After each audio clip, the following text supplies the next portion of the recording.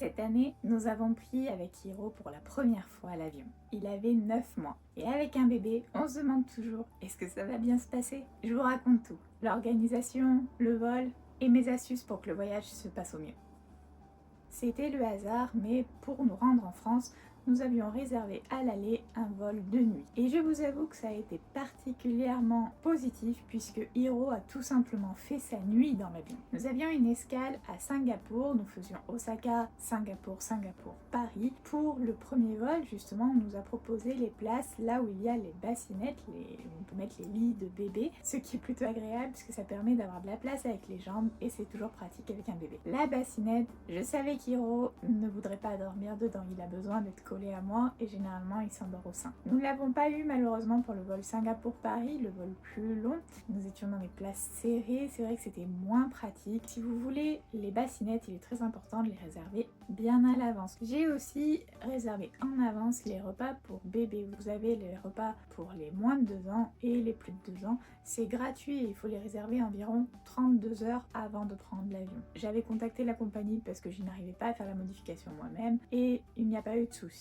J'ai pu réserver donc un repas bébé pour les 4 vols, 2 à l'aller, 2 au retour. Et ce que vous n'utilisez pas, ils vous y mettent, en tout cas nous pour la Singapore Airlines, dans un petit sac, ce qui vous permet d'emporter avec vous finalement ce que bébé n'a pas mangé dans l'avion. À chacun des vols, nous avons reçu un petit jouet pour Hiro. Il se trouve que ça a été les mêmes, donc nous avons 2 petites serviettes Stitch et 2 petites fenêtres Mickey et Minnie. De notre côté, nous avions aussi prévu des jouets comme les toupies à mettre sur le hublot pour occuper un peu bébé. Nous avions aussi ce jouet qui permet aussi un peu d'occuper bébé le temps que ça passe. J'avais aussi prévu au cas où ce jouet pour occuper Hiro, finalement nous n'en avons pas eu du tout besoin. Pour ce qui est du décollage, atterrissage, j'ai demandé quand même au cas où à chaque fois à une personne du staff de l'avion si je pouvais allaiter au décollage et à l'atterrissage puisque c'est bon pour les oreilles comme la mastication, nous avec un chewing-gum. Si vous allaitez votre enfant, je vous recommande d'ailleurs de le faire vraiment, ça permet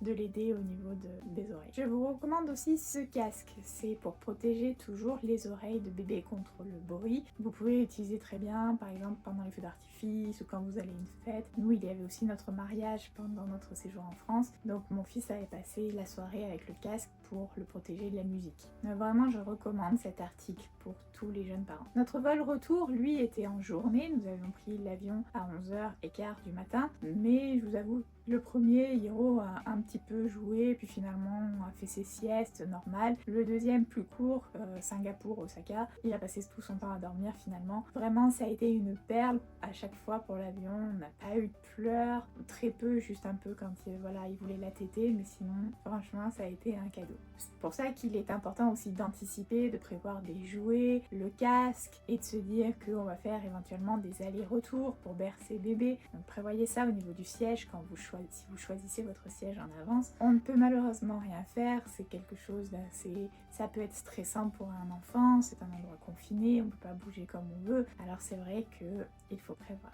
Chaque bébé est différent, donc il faut toujours prévoir un plan B si par exemple tel jouet ne marche pas, prévoir une solution de secours. Sachez que quand vous êtes avec un bébé, vous avez le droit aussi à tout ce qui est la nourriture pour bébé, les biberons et compagnie, ça, il n'y a pas de souci. Mais quelques petits conseils pratiques. Choisissez un vol de nuit si possible, comme ça votre bébé éventuellement peut faire sa nuit. Si votre bébé a donc plus de 6 mois qu'il a commencé la diversification alimentaire, réservez les repas pour bébé, ça peut toujours être un plus et comme je vous l'ai dit, vous pouvez les emporter même si bébé n'a pas tout mangé. Si votre bébé n'a pas besoin de dormir sur vous et que vous voulez vous reposer, pensez à réserver la bassinette très tôt car elles sont très demandées. Dans les jouets que vous prévoyez des choses simples et silencieuses qui ne font pas trop de bruit. On ne veut pas non plus empêcher les gens de dormir. Allaitez ou donnez le biberon à chaque décollage et chaque atterrissage. Et pour finir, le casque anti-bruit. Finalement, ce premier voyage pour nous a été une vraie réussite avec Hiro. Il a été une vraie petite perle et on garde un très bon souvenir de cette aventure. Juste avant d'ailleurs de prendre le premier avion pour la première fois, Hiro s'est levé tout seul et j'avoue que ça c'était un petit moment un peu aussi de dire juste avant l'avion.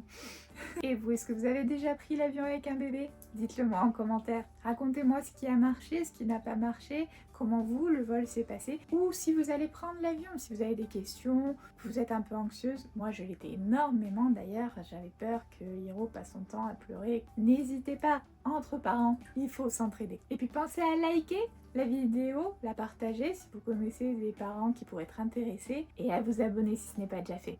Et on se retrouve très vite pour une prochaine vidéo sur Hiro et Maman. Ciao ciao!